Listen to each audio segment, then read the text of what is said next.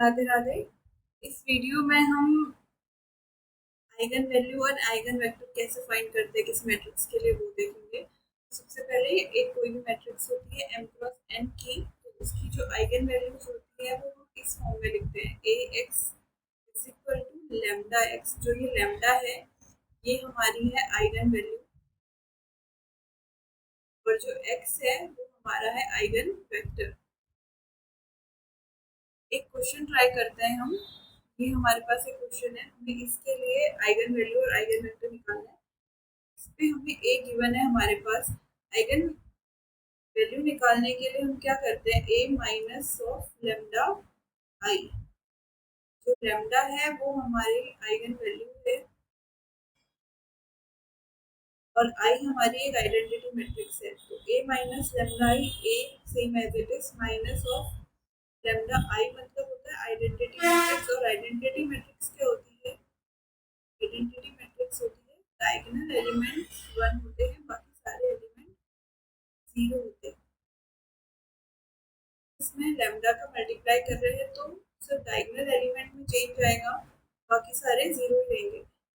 इसलिए यहाँ पे सारे डायगोनल में लैम्डा है और सारे एलिमेंट 0 है। तो ए माइनस लैम्डा आई का फॉर्म क्या होगा, -1 माइनस लैम्डा 2, ये एज इट इज रहेगा। डायगोनल में चेंज आ जाएगा, 2 माइनस लैम्डा, यहाँ पे 0 है तो 0 माइनस लैम्डा लैम्डा। इसके बाद हम क्या करते हैं नेक्स्ट स्टेप में, जो ये मैट्रिक्स बनना हमारे पास, इस मैट्रिक्स का डिटर्मिनेंट फाइंड करते हैं। तो इसका डिटर्मिनेंट कैसे निकालते हैं, फर्स्ट एलिमेंट लिखना है, उसके बाद इस वाले मैट्रिक्स का जो बचा है cross multiply, then minus of second element. इस मैट्रिक्स को छोड़ने के बाद जो यहाँ और इस टाइप पे यहाँ पे बचता है उसका cross multiply, then last third matrix को लेते हैं और इन दोनों का क्रॉस मल्टीप्लाई कराते हैं। और इसके बाद हम इस पूरी इक्वेशन को सॉल्व करेंगे तो हमारे पास एक क्यूबिक इक्वेशन निकल के आ रही है। क्योंकि ऑर्डर 3 क्रॉस 3 है तो क्यूबिक बनेगा। जब ए हमारे पास 2 क्रॉस 2 होगा तो क्वाड्रेटिक बनेगा। जब 4 क्रॉस 4 होगा तो 4 ऑर्डर का बनेगा। मतलब जितना हमारे पास किसी मैट्रिक्स का ऑर्डर होता है उतने ही रूट्स आते हैं। इसका मतलब आइगन वैल्यू उतनी ही अपने को मिलती है। 3 ऑर्डर की इक्वेशन मिली है हमारे को, तो इस 3 ऑर्डर के लिए इसके रूट्स कैसे फाइंड करते हैं, how to find the roots of 3 order. सबसे पहले हम लेट करते हैं कि लैम्डा इज इक्वल टू 1, इस इक्वेशन को सेटिस्फाई कराना है। हम देखें अगर मैं इस इक्वेशन में लैम्डा की जगह 1 रखूं तो आ जाएगा 1 minus 1 plus 5 minus 1 cancel, 5 minus 5 cancel, तो ये 0 है। तो लैम्डा इज इक्वल टू 1 इस इक्वेशन का एक रूट हुआ। लैम्डा -1 से मैं इस पूरी इक्वेशन को डिवाइड कर रही हूँ तो एक सेकेंड ऑर्डर की इक्वेशन आती है। आई होप कि ये वाला कॉन्सेप्ट आप लोगों को समझ आता है। तो यहाँ से सेकेंड ऑर्डर की इक्वेशन मिली, लैम्डा इज इक्वल टू 1 इसका एक रूट मिला, then lambda square is equal to 5 और lambda is equal to plus minus of 5। तो हमें 3 इसके आइगन वैल्यूज मिली, 1 और प्लस माइनस ऑफ अंडर 5। इस 3 वैल्यूज के लिए 1 प्लस √5 और माइनस √5, इन 3 वैल्यूज के लिए हमें 3 आइगन वेक्टर निकालने हैं। कैसे निकालते हैं, फर्स्ट हम क्या लिख रहे थे, A X is equal to lambda X. जो एक्स है ये हमारा है आइगन वेक्टर और जो लेमडा है वो है एक्स। तो हर लेमडा के लिए आइगन वेक्टर की एक अलग वैल्यूज होंगी। तो इसको अगर मैं राइट साइड लेके जाऊं तो A X minus of lambda X is equal to आ जाएगा 0। A minus lambda X is equal to 0। इस लेमडा की जगह हम आई लिख सकते हैं, तो लेमडा आई। सेम ऐसे ही ए माइनस लेमडा आई, लेमडा की वैल्यू 1 है तो यहाँ पे सिर्फ एक आइडेंटिटी मैट्रिक्स आ गया। अभी आइडेंटिटी मैट्रिक्स क्या था, सिर्फ डायगोनल एलिमेंट्स में चेंज कर रहा था, तो माइनस होगा 1 का सिर्फ डायगोनल एलिमेंट्स में, तो मैट्रिक्स का साइड से। नाउ x क्या है, आइगन वेक्टर है।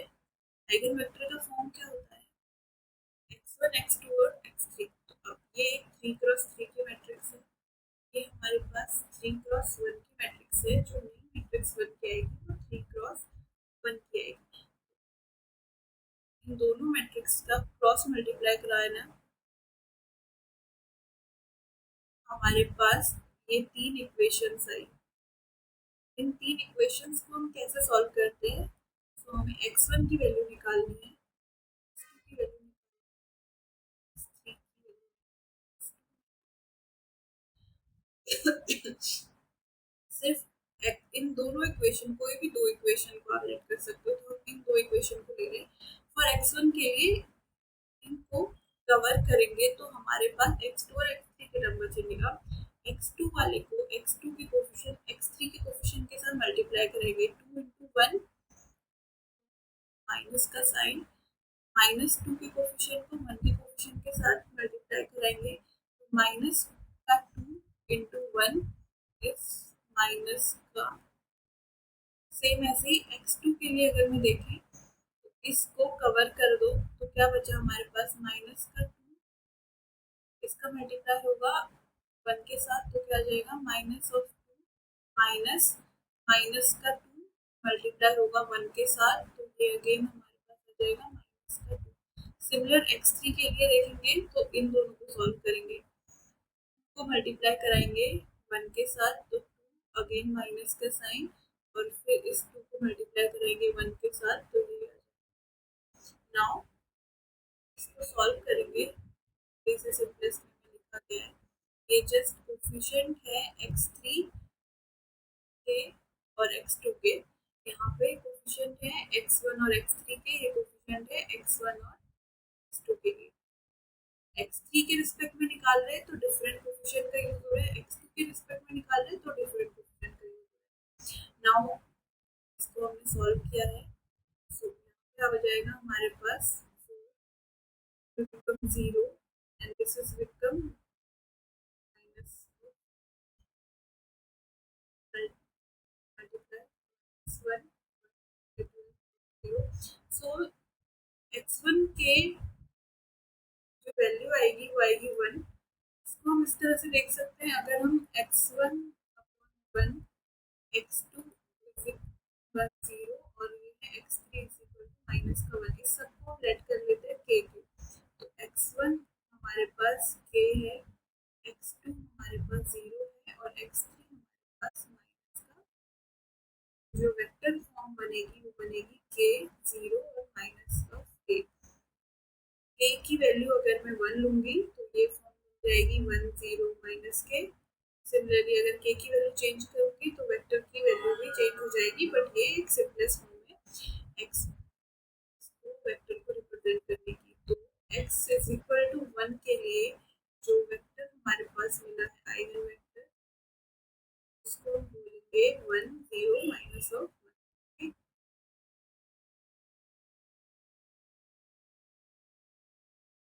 Now we have a second eigenvector a minus plus lambda 5। तो lambda 5 के लिए same a minus lambda 5 I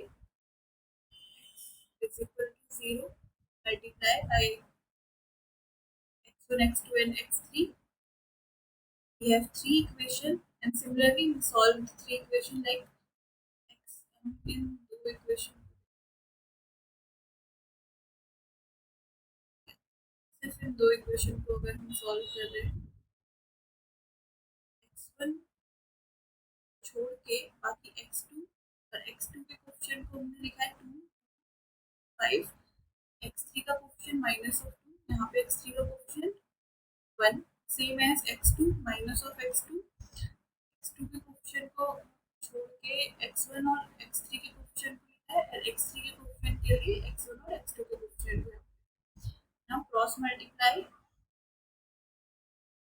with minus of sign middle में will become this। After solving this whole equation we have let k Simply you just write x1 like this, x2 like this, and x3 like this, or you can consider it as let k, and then you put value of x1 and x2.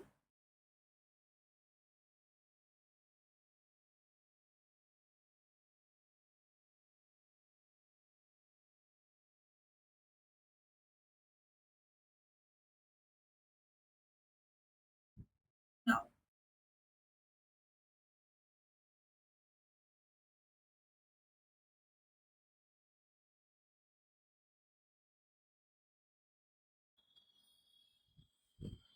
for eigenvalue minus of 5,